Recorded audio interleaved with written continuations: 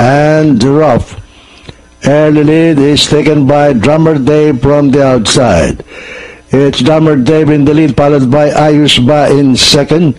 And moving up on the inside is Mr. Enrico. On the outside is Stone Ladder, Fire Gypsy, and Escopeta is bringing up the rear. And the mid-back stretch, Drummer Dave by a length and a half, followed by Ayusba in second. Mr. Enrico running in third, moving up on the inside, Fire Gypsy, Stone Ladder on the farther outside in fifth, and Escopeta. And at the pattern, it is still entry number 5, the favorite Drummer Dave, and closing in second is entry number 1, and that is Ayusba, and Fire Gypsy moving up on the inside, on the farther outside, Mr. Enrico. And the last bend for whom, Ayusba on the outside.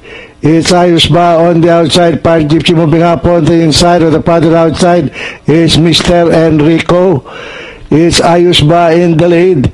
It's Ayusba, Fire Gypsy, and Drummer Dave, Mr. Enrico, Stone Ladder. And here in the prep line, it's going to be entry number 1, Ayusba.